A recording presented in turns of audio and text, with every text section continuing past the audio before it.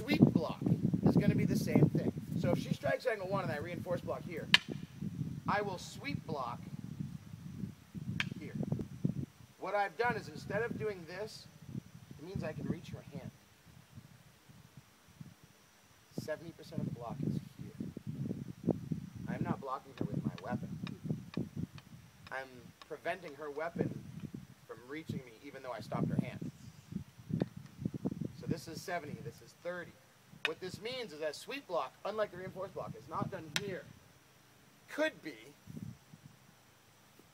This is from Sarada. This is a closing, shutting down style.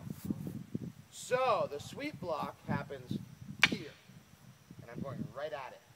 I'm not going at her, which is very common for other martial artists to want to do.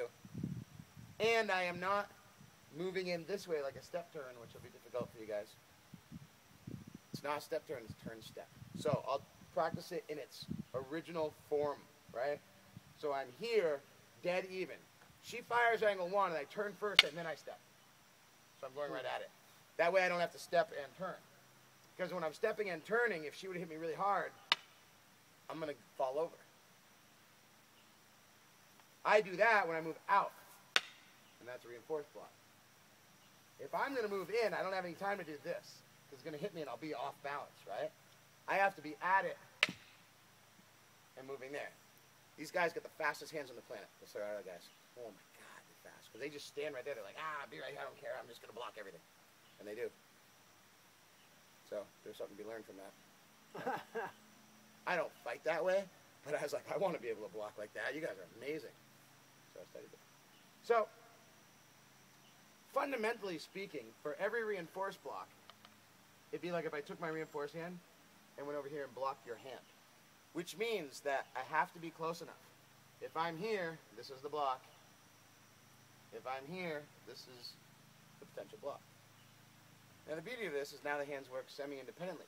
Which means that everybody's going to want to go like this.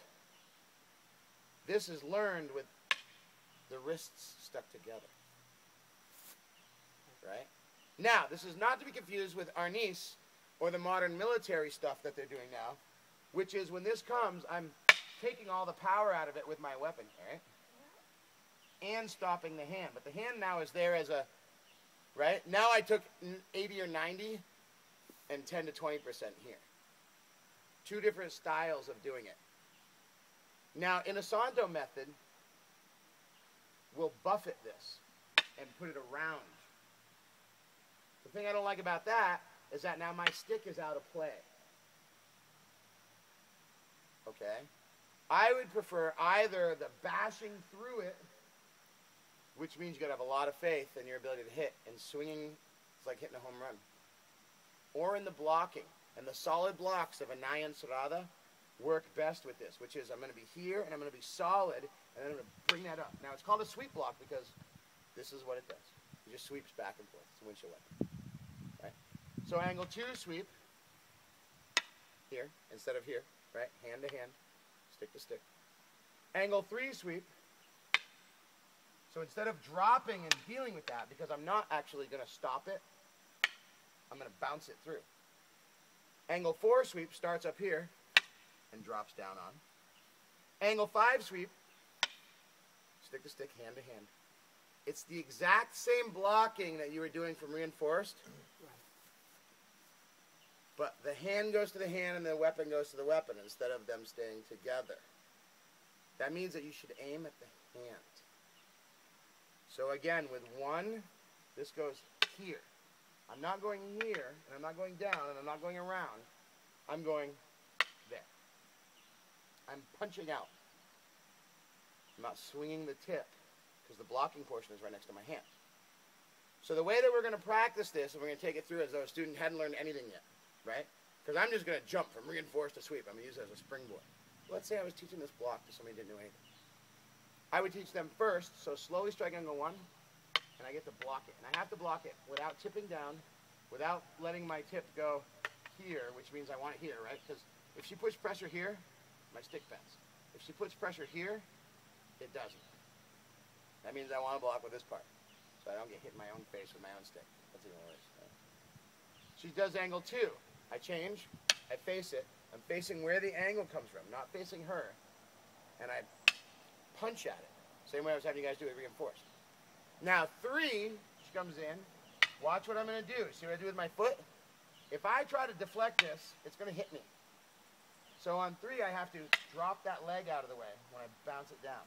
4 is the same thing. I start like I'm going to be here, but that would hit me. So when I get here, I go, and I drop that leg out so I can bounce that down. Right? 5 is just like the reinforced block, except that I don't have my hand on my weapon. I would teach all those. Then I would teach, she comes with an angle 1, and I'm just going to stop it with my hand. 2, just with my hand. Now see how I'm hiding behind my hand with my head? Because I know that stick goes like that afterwards, right? Because it goes blah, right? 3, I pass down. 4, I pass down. And 5, I get out of the way. I'm going hand to hand. Then I would tell the student, okay, let's do both. So 1 comes in and I go 2, 3, 4, 5. Oh, I hit my own hand with that. That was pretty good. Just for film, right?